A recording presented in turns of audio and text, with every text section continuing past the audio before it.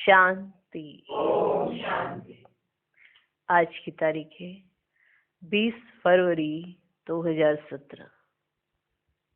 साकार महावाक्य। बाबा कहते, मीठे बच्चे, अपने दिल रूपी दर्पण में देखो कि अंदर में कोई भूत तो नहीं है। भूतों को निकालने का प्रयत्न करते रहो। आज का प्रश्न, बाप और बच्चों के बीच संगम पर दुनिया से बिल्कुल न्यारी रस्म चलती है। वह कौन सी? उत्तर, दुनिया में बच्चे बाप को नमस्ते करते हैं, लेकिन यहाँ बाप बच्चों को नमस्ते करते हैं। बाप खुद कहते हैं, मीठे बच्चे, मैं तुम्हारी सेवा में आकर उपस्थित हुआ हूँ, तो तुम बच्चे मेरे से भी बड़े ठहरे। दूसरा, मैं निरहंकारी निराकारी बाप हूँ, तो जरूर मैं पहले नमस्ते करूंगा। इसलिए आपने याद प्यार में सुना ना, रूहानी बाप की रूहानी बच्चों को नमस्ते, फिर बच्चे नमस्ते करते हैं, है ना? बिल्कुल न्यारी रस्म। ये भी संगम की न्यारी रस्म है। देखिए रस्म, रोज देखते हो ना, लेकिन कभी ध्यान नहीं देते। रूहानी बाप रूहानी बच्चों को नमस्ते करते हैं, फिर हम बच्चे नमस्ते करते हैं। तो पहले बाप निरहंकारी, वो नमस्ते करते हैं। कितना निरहंकारी है बाबा। बाबा को अहंकार आता है, मैं सब कुछ देने वाला, मैं सब कुछ इन्हों को पहुंचाने वाला, और मैं ही सब कुछ करने वाला, फिर मैं ही इनको नमस्ते करूंगा। बाबा कभी अहंकार आया? और बच्चों को झट अहंकार आ जाता है, मैं, और ये अहंकार सत्यानाश कर देता है। बुद्धि सारी चट हो जाती है, माना जो कमाई आपने की होती है वो सारी चट इस अहंकार के चलते। ज्ञान रतन ठहरते ही नहीं है। क्यों? क्योंकि अहंकार जहाँ ठहरेगा वहां ज्ञान रतन नहीं ठहरते। बाबा कितना निरहंकारी बच्चों को नमस्ते करते हैं। देने वाला भी वो, कराने वाला भी वो, फिर भी कितना निरहंकारी। आगे बढ़ाने वाला भी वो, पहुंच के सारी सेटिंग करने वाला भी वो। आपको सिर्फ बिठाया, पर पहुंचाया किसने? स्थान दिया किसने? आगे बढ़ाया किसने? इतना ऊंचा ज्ञान दिया किसने? किसके ज्ञान से आज आपकी इतनी पहचान हो रही है? ये ज्ञान निकालो अपने जीवन से। हो क्या? ये ज्ञान है तो पहचान है, और इसी ज्ञान का अभिमान है। वंडरफुल। आप भगवान के आगे भक्ति मार्ग में सिर झुकाते आएंगे, और आज भगवान नमस्ते करते हैं, वो भी डायरेक्ट सामने, साकार में, ऐसे आकाशवाणी से नहीं, डायरेक्ट सामने, साकार में। रूहानी बाप की रूहानी बच्चों को नमस्ते, ऐसे होती है। फिर बच्चे बोलते हैं रूहानी बच्चों की भी रूहानी बाप को नमस्ते। तो पहले तो बाप से हम लेते हैं, सम्मान लेते हैं, फिर हम देते हैं। कितना निरहंकारी है। हमें ऊंचा उठा के खुद का, ये तो मेरा पार्ट नहीं है, ये तो मैं नहीं करता हूं। तुम हो ना इतने ऊंचे। तो हमें आगे बढ़ा के, हमारा नाम करके, हमें मान दिला के खुद छिप जाता है। इतना निरहंकारी। ओम शांति। ओम शांति। आने से पहले पहले बाप बच्चों से नमस्ते करे या बच्चे बाप को नमस्ते करें? तो सभी बच्चों ने कहा बच्चे बाप को करें। नहीं, पहले बाप को नमस्ते करना पड़े। संगम युग की रस्म रिवाज ही सबसे न्यारी है। बाप खुद कहते हैं, मैं सभी का बाप तुम्हारी सेवा में आकर उपस्थित हुआ, तो जरूर बच्चे बड़े ठहरे ना। दुनिया में तो बच्चे बाप को नमस्ते करते हैं, यहाँ बाप बच्चों को नमस्ते करते हैं। गाया भी हुआ है निराकारी निरंकारी, तो वह दिखलाना पड़े ना। वो तो सन्यासियों के चरणों में झुकते हैं, चरणों को चूमते हैं, समझते कुछ भी नहीं। बाप तो आते ही है कल्प के बाद बच्चों से मिलने। तुम बहुत सिकिलधे बच्चे हो, इसलिए कहते मीठे बच्चे तुम थक गए हो। द्रौपदी के पांव दबाए तो सर्वेंट हुआ ना। वंदे मातरम किसने उच्चारा है? बाप ने। बच्चे समझते बाप आया हुआ है सारी सृष्टि की बेहद की सेवा पर। सृष्टि पर कितना किचड़ा है, यह नर्क, तो बाप को आना पड़ता है नर्क को स्वर्ग बनाने। बहुत दिल से आते हैं, जानते हैं मुझे बच्चों की सेवा में आना है। कल्प कल्प सेवा पर उपस्थित हुए, यहाँ बैठे सभी की सेवा हो जाती है। ऐसे नहीं कि सभी के पास जाना होगा, यहाँ बैठे सभी की सेवा हो जाती है। ऐसे नहीं कि सभी के पास जाना होगा। सारी सृष्टि का कल्याणकारी दाता तो एक है ना। उनकी भेंट में मनुष्य कोई सेवा कर ना सके, उनकी है बेहद की सेवा। फिर गीत बजा। ये मुलाकात करने के बाद फिर गीत बजा। जाग सजनिया जाग, नवयुग आया कि आया। कितना अच्छा गीत है। नवयुग पर भी समझाना चाहिए, युग भी भारतवासियों के लिए ही है। भारतवासियों से फिर वह सुनते हैं कि सतयुग त्रेता होकर गए हैं, क्योंकि वे आते ही है द्वापर में। तो औरों से सुनते हैं कि भारत प्राचीन खंड था, उसमें देवताएं राज्य करते थे, आदि सनातन देवी देवता धर्म था जो अभी नहीं है। गीता है देवी देवता धर्म का माई बाप, बाकी सब बाद में आते हैं। तो यह हुआ प्राचीन सब धर्मों के लिए। वास्तव में एक गीता ही है मुख्य, जो सबको माननी चाहिए, परंतु मानते कहाँ हैं? वे अपने धर्म शास्त्र को ही मानते हैं। ये तो जानते नहीं कि भगवान ने गीता कब उच्चारी। गीता है बाप की उच्चारी हुई, उसमें बाप के बदले बच्चे का नाम डाल मुश्किलात कर दी है। बाप के बदले बच्चे का नाम डाल मुश्किलात कर दी है। इसलिए सिद्ध नहीं होता कि शिवरात्रि कब मनावे। शिव जयंती के बाद होती है श्री कृष्ण जयंती। कभी भी श्री कृष्ण यज्ञ नहीं गाया जाता, रुद्र ज्ञान यज्ञ ही गाया जाता है। उनसे ही विनाश ज्वाला प्रज्वलित हुई। सो तो बरोबर देख रहे हो, आदि सनातन देवी देवता धर्म की फिर से स्थापना हो रही है। फिर ये और अनेक धर्म रहेंगे ही नहीं। श्री कृष्ण भी तब आए जब और सब धर्म ना हो, ठीक है ना। बाकी सब आत्माएं मुक्ति धाम में रहती है। भगवान से तो सबको मिलना होता है ना। सभी बाप को सलाम करेंगे, सभी बाप को सलाम करेंगे। बाप भी फिर आकर बच्चों को सलाम करते हैं, बच्चे फिर बाप को करते हैं क्या? सलाम। इस समय बाप साकार में आया हुआ है। या तो सभी आत्माएं बाप से मिल ना सके, क्योंकि कोटों में कोई ही आएंगे। तो सभी भगत कब और कहाँ मिलेंगे? सभी भगत कब और कहाँ मिलेंगे? जहाँ से भगवान से बिछड़े हैं। कहाँ मिलेंगे? जहाँ से भगवान से बिछड़े हैं वहीं जाकर मिलेंगे। भगवान का निवास स्थान है ही परम धाम। बाप कहते हैं सब बच्चों को दुख से लिबरेट कर परम धाम ले जाता हूँ। ये काम उनका ही है। बाप को आना ही है पति सृष्टि को पावन बनाने। हेवनली गॉड फादर है तो जरूर स्वर्ग क्रिएट करेंगे ना, करेंगे ना। नरक की स्थापना रावण, स्वर्ग की स्थापना बाप करते हैं। इनका राइट नाम है शिव बिंदु।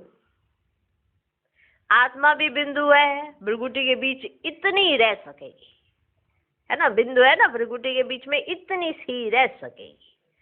तो जैसी आत्मा है वैसा परमात्मा है। परंतु वंडर है जो इतनी छोटी आत्मा में 84 जन्मों का पाठ भरा हुआ है, जो कभी घिसता ही नहीं, फॉरएवर चलता रहेगा। क्या पाठ? 84 जन्मों का पाठ फॉरएवर चलता रहेगा। कितनी गुह्य बातें हैं, है ना। अब मनुष्य शांति मांगते हैं, ठीक है ना। अब मनुष्य शांति मांगते हैं क्योंकि सब शांति में ही जाने वाले हैं, क्योंकि सब शांति में ही जाने वाले हैं। कहते हैं सुख काग विष्ठा के समान है। अब गीता में तो है राजयोग से राजाओं का राजा बनना, तो जो सुख को काग विष्ठा समान समझते हैं उन्हों को राजा ही कैसे मिले? समझ में आया? गीता में है राजयोग से राजाओं का राजा बनना। अब जिन्होंने समझा सुख काग विष्ठा समान है तो उनको राजा ही कैसे मिले? ये तो प्रवृत्ति मार्ग की बात है। समझ में आया? ग्रस्त वालों के लिए ही ये ज्ञान में कहा गया ना, राजाओं का राजा बनाते हैं राजयोग से। निवृत्ति मार्ग वाले क्या कहते हैं? सुख तो काग विष्ठा के समान है, तो वो बाकी समय क्या रहते हैं? परम धाम में। समझ में आया? ग्रस्त व्यवहार में रहते तुमको कमल फूल समान पवित्र रहना है। सन्यासियों का यह काम नहीं है, ठीक। गृहस्थियों का ये काम है, गृहस्थ में रह के कमल फूल समान रहना। सन्यासियों का ये काम नहीं है। नहीं तो खुद क्यों घर बार छोड़ते? तुम कहते हो charity begins at home. Shiv Baba भी कहते हैं मैं पहले इसको समझाता हूँ। साकार ब्रह्मा बाबा, मैं पहले इसको समझाता हूँ। शिव बाबा का यह चैतन्य होम है, माना चैरिटी बिगन्स एट होम। समझ में आया? चैरिटी बिगन्स एट होम, यानी शुरुआत करो अपने घर से, ठीक है। तो शिव बाबा भी अपने घर से शुरुआत करते हैं। उनका घर कौन सा? ये साकार ब्रह्मा, ठीक है। इतनी वंडरफुल बात है, चैरिटी बिगन्स एट होम। तो शिव बाबा का ये चैतन्य होम है। तो पहले पहले ये सीखते हैं ब्रह्मा बाबा, फिर उनसे एडॉप्टेड चिल्ड्रन नंबरवार सीख रहे हैं। ये बड़ी गुह्य बातें हैं। सदगति दाता पतित पावन खुद आकर ये सब राज समझाते हैं। ऐसे नहीं कि वहां से प्रेरणा करते हैं, वे तो यहाँ आते हैं। यादगार भी है, शिव के अनेक मंदिर हैं। खुद कहते हैं मैं साधारण ब्रह्मा तन में आता हूँ। क्या कहते हैं? मैं साधारण ब्रह्मा तन में आता हूँ। ये खुद अपने जन्मों को नहीं जानते। इसमें एक की बात नहीं, सभी ब्रह्मा मुख वंशावली बैठे हो। ब्रह्मा मुख के द्वारा तुम ब्राह्मण रचे गए हो, तुम ब्राह्मणों को ही समझाते हैं। यज्ञ हमेशा ब्राह्मणों द्वारा ही चलता है। उन गीता सुनाने वालों के पास ब्राह्मण तो है नहीं, इसलिए वह यज्ञ भी नहीं ठहरा। उनके पास ब्राह्मण भी नहीं है तो वह यज्ञ भी नहीं ठहरा।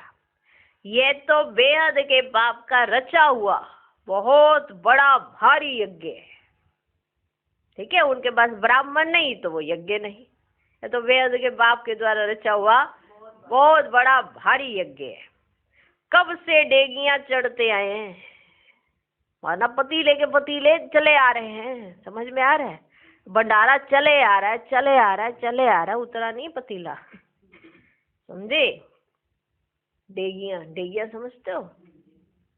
बड़े बड़े पतीले। कब से डेगियां माना बड़े बड़े पतीले चढ़ते आए हैं। भंडारा अब तक चलता ही रहता है। समाप्त कब होगा? जब सारी राजधानी स्थापन हो जाएगी। बाप कहते हैं तुमको घर ले जाएंगे, फिर नंबरवार पाठ बजाने भेज देंगे। ऐसे और कोई कह ही ना सके कि मैं तुम्हारा पंडा हूं, तुमको साथ ले जाऊंगा। ऐसे किसको कहना भी नहीं आएगा। पतित मनुष्यों को पावन बनाकर ले जाते हैं, फिर अपने अपने धर्म स्थापन करने समय पाठ बजाने आत्माएं आना शुरू कर देती है। अनेक धर्म अभी हैं, बाकी एक धर्म नहीं है। इस समय अनेक धर्म है, बाकी एक धर्म नहीं है। तो गीता है सभी शास्त्रों में शिरोमणि, क्योंकि उनसे सबकी गति सदगति होती है। भारतवासियों में भी ज्ञान वह लेते हैं जो आत्माएं पहले पहले परमात्मा से अलग हुई हैं। भारतवासियों में भी ज्ञान वह लेते हैं जो आत्माएं पहले पहले परमात्मा से अलग हुई हैं। पहले पहले में आना शुरू करेंगी नंबरवार, फिर सबको आना है। सतो रजो तमो से तो सबको पास करना है। अब कल्प की आयु पूरी हुई है, सब आत्माएं हाजिर है, बाप भी आ गए हैं। हर एक को अपना पार्ट बजाना है। नाटक में सब एक्टर्स स्टेज पर इकट्ठे तो नहीं आते ना, अपने टाइम पर आते हैं। बाप ने समझाया है नंबरवार कैसे आते हैं। अब आपका पार्ट ऐसा होगा कि आप शुरू में उतरो। अगर आपका पार्ट ही ऐसा है कि आप शुरू में नहीं उतरने वाले हो, तो आप चाह कर भी शुरू में नहीं आ सकते हो। अगर आपने संगम पर ऐसा पार्ट बजाया तो ही आप शुरू में उतरोगे। अगर आपने संगम पर ऐसा पार्ट नहीं बजाया तो जाके कलयुग में उतरोगे या त्रेता के लास्ट में उतरोगे। जिन्होंने नहीं बजाना वो कलयुग में उतरेंगे, और जिन्होंने आपने ज्ञान सुना है तो त्रेता के लास्ट में उतर सकते हो। लेकिन स्टार्टिंग में उतरने के लिए क्या करना पड़े? ऐसा संगम पर पार्ट बजाना पड़े। तो जो भारतवासी पहले पहले ज्ञान में आते हैं, समझते हैं, बाबा का ज्ञान स्पष्ट समझ आ जाता है, तो वो पहले पहले उतरने वाली आत्मा है। तो वो पुरुषार्थ भी पहले पहले वाला करेंगे। वो ये नहीं कहेंगे अभी कौन बना, अभी तो सब पुरुषार्थी हैं। वो इस लैंग्वेज में बिल्कुल नहीं जाएंगे। यही उनका पार्ट होगा कि हम कैसे अपने पार्ट को महत्वपूर्ण बनाएं कि हम शुरू में उतरें। बाप ने समझाया है नंबरवार कैसे आते हैं। वर्णों का भी राज समझाया है। चोटी तो ब्राह्मणों की है, परंतु ब्राह्मणों को भी रचने वाला कौन है? शूद्र तो नहीं रचेंगे। चोटी के ऊपर फिर है ब्राह्मणों का बाप ब्रह्मा, ब्रह्मा का बाप फिर है शिव बाबा। तो तुम हो शिववंशी, ब्रह्मा मुखवंशावली हो। शिववंशी ब्रह्मा मुखवंशावली, तुम ब्राह्मण सो देवता फिर बनेंगे। वर्णों का हिसाब समझाना है। बच्चों को राय भी दी जाती है, सभी एक जैसे होशियार तो नहीं है। बच्चों को राय भी दी जाती है कि सभी एक जैसे होशियार तो नहीं है। कोई नए के आगे विद्वान पंडित आकर डिबेट करेंगे तो वह समझा नहीं सकेंगे। कोई बच्चा नया नया आया हो, उसके आगे कोई विद्वान या पंडित आके बैठ जाए और वो फिर डिबेट करे उसके साथ, तो वह समझा नहीं सकेंगे। तो कहना चाहिए मैं तो नहीं हूं, आप फलाने टाइम पर आना, फिर हमारे से बड़ी बहन आपको समझाएंगी। मेरे से तो तीखे है, ठीक है। तो वो जो छोटी बहन है वो ये कह दे बड़ी निर्माणता के साथ, क्या कि मैं तो अभी नहीं हूं, हमारे से एक बड़ी बहन है, वो ही आपको समझाएंगी। इसके ऊपर वो आपको डिटेल में समझा सकते हैं। मेरे से तो वो तीखे हैं। क्लास में नंबरवार तो होते हैं, क्लास में नंबरवार तो होते हैं। इसमें देह अभिमान नहीं आना चाहिए। क्लास में नंबरवार होते हैं, इसमें देह अभिमान नहीं आना चाहिए, नहीं तो आबरू चली जाती है, नहीं तो आबरू चली जाती है। कहेंगे बीके तो पूरा समझा नहीं सकती, यही कहेंगे बीके तो पूरा समझा नहीं सकती। देह अभिमान को छोड़ रेफर करना चाहिए बड़ों की तरफ। बाबा भी कहते हैं ना, हम ऊपर से पूछेंगे। ब्रह्मा बाबा कहते हैं हम ऊपर से पूछेंगे, अपने आप से कैसे बता दे? जब ऊपर वाला हमें बताएगा तो हम आपको बता देंगे। बाबा भी कहते हैं, कितना निरंकारी, हर बार ये नहीं कहते ये भी मुझे पता, ये भी मुझे पता, ये भी मुझे पता है। बाबा भी कहते हैं ऊपर से पूछेंगे। तो आपको कहने में क्या जा रहा है कि ऊपर से पूछेंगे? हम जी अपने बड़ों से पूछ के आएंगे, फिर आपको बताएंगे। काय का दे अभिमान, उधार ली हुई है संगम पर भगवान से, ये फाटक खुला हुआ है ज्ञान का, और फिर जैसे ही ये शरीर छोड़ोगे फाटक बंद, फिर से लो ज्ञान। देखो बचपन से पढ़ते आए हो ना, ABCD का खा गा गा सारा पढ़ा ना, तो इस जन्म में वो याद है। ये शरीर छोड़ो, सारे काखा गागा ABCD दोबारा पढ़ने पड़ेंगे, क्योंकि वो जो ज्ञान का वो जो फाटक है वो बंद हो जाता है, फिर से नया शुरू करना पड़ता है। तो अभी तो हमारा वो फाटक खुला हुआ है, हमारी बुद्धि का कपाट खुल गए हैं, तो फिर ये पता होना चाहिए ज्ञान आ कहां से रहा है, किस बात का अहंकार, समझे? तो आगे बड़ों को रेफर कर देना चाहिए बस। कहेंगे बीके तो पूरा समझा नहीं सकती अगर ऐसे ही करोगे तो। दे अभिमान को छोड़ रेफर करना चाहिए बड़ों की तरफ। बाबा भी कहते हैं ना, हम ऊपर से पूछेंगे महारथी घोड़े सवार प्यादे तो है ना, किन्हों की शेर पर सवारी भी है। शेर सबसे तीखा होता है, जंगल में अकेला रहता है, और हाथी हमेशा झुंड में रहता है। अकेला हो तो कोई मार भी दे। शक्तियों की भी शेर पर सवारी दिखाते हैं। बच्चों को समझाया है, गीता का भगवान श्री कृष्ण कहना रोंग है। श्री कृष्ण के शास्त्र को सभी धर्म वाले तो नहीं मानेंगे। प्राचीन देवी देवता धर्म किसने स्थापन किया वह सिद्ध कर बताना है। उनको गॉड गॉडेज भी कहते हैं, ईश्वर तो अलग है। लक्ष्मी नारायण को भगवान भगवती कहते हैं, वह पालना के निमित्त है, वह पालना के निमित्त है। अगर लक्ष्मी नारायण को भगवान भगवती कहते तो विष्णु शंकर को पहले भगवान कहना पड़े, तो विष्णु शंकर को पहले भगवान कहना पड़े। तुम जानते हो भगवान बिना गीता कोई बोल ना सके, भगवान बिना गीता कोई बोल ना सके। भगवान के मुख की गाई गीता है, श्री श्री रुद्र की गीता है, उनको कोई अपना मुख बना ना सके। गीता सिवाय शिव बाबा के और किसके मुख से आ ना सके। गीता माता है, उनका रचयिता शिव बाबा है, वह बैठ ओरली समझाते हैं।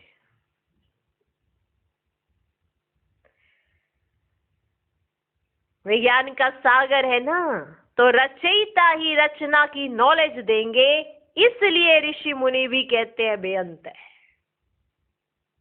रचयिता ही रचना की नॉलेज देंगे, इसीलिए ऋषि मुनि भी कहते हैं बेअंत है।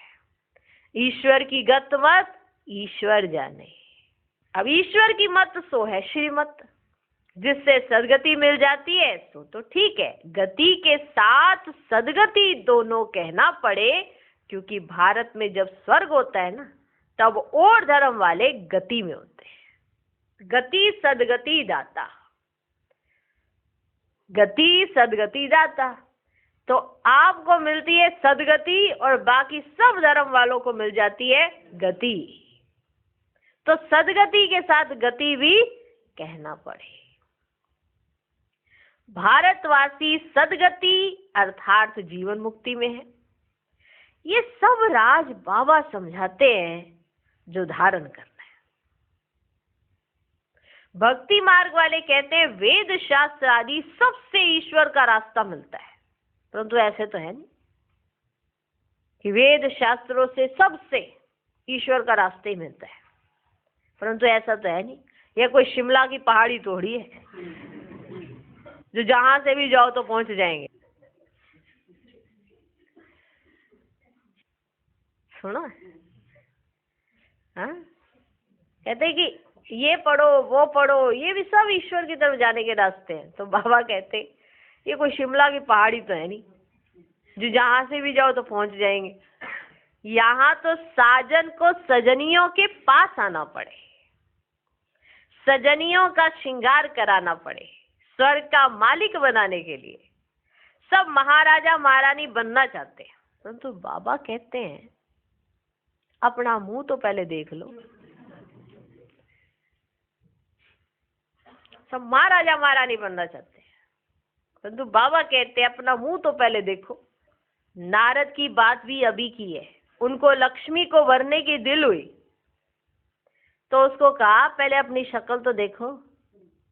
नारद को बड़ी दिल हुई लक्ष्मी को वरने की, तो उसको कहा गया पहले अपनी शक्ल तो देखो।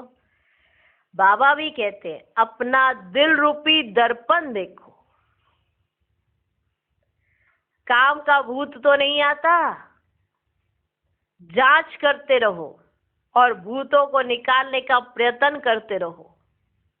युक्तियां तो बाबा सब बतलाते रहते हैं, मन में संकल्प तो बहुत आएंगे, कर्म में नहीं आना चाहिए। बाबा अच्छे कर्म सिखलाते हैं ना, कर्म अकर्म विकर्म की गति का ज्ञान भी गीता में है, और तो कोई नहीं जानते। कर्म अकर्म विकर्म की गति का ज्ञान भी गीता में है, और तो कोई नहीं जानते। विकर्म कराने वाली है माया, वे सत्युग में होती नहीं। अब श्रीमत पर चलने से ही तुम स्वर्ग में चल सकते हो, ये किसी मनुष्य की मत नहीं है। बाप की श्रीमत से स्वर्ग बन रहा है, औरों की मत से स्वर्गवासी बन न सके और भी भ्रष्ट बनते जाएंगे। बाप की श्रीमत से स्वर्ग बन रहा है, औरों की मत से तो और भी भ्रष्ट होते जाएंगे। तुम बच्चे जानते हो अब एक धर्म की स्थापना हो रही है, तुम योग बल से गुप्त वेश में अपनी किंगडम स्थापन कर रहे हो। हाथ में हथियार आदि तो कुछ है नहीं, ज्ञान के बाण व तीर आदि हैं, उन्होंने फिर स्थूल में दिखाया है, स्थूल में दिखा दिया ना ऐसे उन्होंने हथियार। ये है सब गुप्त शक्ति। शक्तियों की देखो कितनी पूजा होती है, 10-20 भुजाओं वाली तो कोई है ही नहीं, सबकी 2 भुजाएं होती है। मनुष्य सृष्टि में 8-10 भुजा वाले तो कोई होते ही नहीं। इस मनुष्य सृष्टि में 8-10 भुजा वाले तो कोई होते ही नहीं। सूक्ष्म वतन में विष्णु को 4 भुजा दिखाते हैं, वह भी अर्थ सहित है। बीज को जानने से सारे झाड़ का ज्ञान आ जाता है। अच्छा, ज्ञान का खजाना तो बच्चों को मिलता रहता है, फिर मुख मीठा कराने के लिए बच्चों को टोली खिलाते हैं। ज्ञान का खजाना तो बच्चों को मिलता रहता है, फिर मुख मीठा कराने के लिए बच्चों को टोली खिलाते हैं। शिव बाबा खुद नहीं खाते, सब बच्चों के लिए है। राज्य भी बच्चों के लिए है। लक्ष्मी नारायण भी जरूर अपने बच्चों को देंगे, लक्ष्मी नारायण भी जरूर अपने बच्चों को देंगे। सबको तो बांट नहीं देंगे, सबको तो बांट नहीं देंगे, ये बाप सभी बच्चों को देते हैं।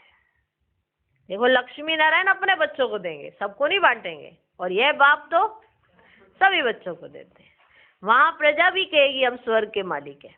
सुख तो प्रजा को भी है, दुख का नाम ही नहीं। बाकी नंबरवार तो होते ही हैं। वहां तो सोना भी अथाह होता है, अथाह सोना, हीरे जवाहरात सब अथाह। यहाँ तो सब खानियां खाली हो गई हैं, खाली हो गई है ना खानियां। इतना सा सोना होगा, उसी को लूटने वाले पहले आ जाएंगे। यहाँ तो सब खानियां खाली हो गई। गायन भी है ना, किसकी दबी रहेगी धूल में किनकी राजा खाए, है ना। अच्छा, मीठे मीठे सिकिलधे बच्चों प्रति माता पिता बाप दादा का याद प्यार और नमस्ते। देखा, बाबा ने नमस्ते किए। माताओं को वंदे मातरम, बच्चों को याद प्यार और सबको गुड मॉर्निंग। अब रात पूरी होती है, गुड मॉर्निंग आ रहा है, नया युग आ रहा है ब्रह्मा कुमार ब्रह्मा कुमारियों के लिए। अच्छा, ओम शांति। हम रूहानी बच्चों के भी रूहानी बाप को नमस्ते नमस्ते नमस्ते, good morning good morning good morning. है ना वंडरफुल बाप। देखो, माताओं को वंदे मातरम कहा, बच्चों को प्यार दिया, बाकी सबको गुड मॉर्निंग कर दी, यानी कि पूरी विश्व की आत्माएं सबको गुड मॉर्निंग। और ब्रह्मा कुमार ब्रह्मा कुमारियों की भी गुड मॉर्निंग। क्यों? क्योंकि नया युग आ रहा है, परिवर्तन हो रहा है। क्या हो रहा है? परिवर्तन हो रहा है। धारणा के लिए मुख्य सार, पहला पॉइंट, देह अभिमान को छोड़ अपने से बड़ों को आगे रखना है। कोई डिबेट करता है तो बड़ों तरफ रेफर करना है, आबरू नहीं गंवानी है। दूसरा point, charity begins at home. पहले परिवार का कल्याण करना है, गृहस्थ व्यवहार में रहते कमल फूल समान पवित्र रहना है। आज का वरदान, ब्राह्मण जीवन में कम खर्च बाला नशीन करने वाले अलौकिकता संपन्न भव। इस अलौकिक ब्राह्मण जीवन का विशेष स्लोगन है कम खर्च बाला नशीन। खर्चा कम हो लेकिन प्राप्ति शानदार हो, अर्थात रिजल्ट अच्छे से अच्छी हो। अलौकिकता संपन्न जीवन तब कहेंगे जब बोल में कर्म में खर्च कम हो, कम समय में काम ज्यादा हो, कम बोल में स्पष्टीकरण ज्यादा हो, संकल्प कम हो लेकिन शक्तिशाली हो। इसको कहा जाता है कम खर्च बाला नशीन। जो सर्व खजाने कम खर्च करते हैं उनके भंडारे भरपूर हो जाते हैं। आज का स्लोगन, बाप और सेवा से सच्चा प्यार है तो परिवार का प्यार स्वतः मिलता है। ओम शांति। ओम शांति।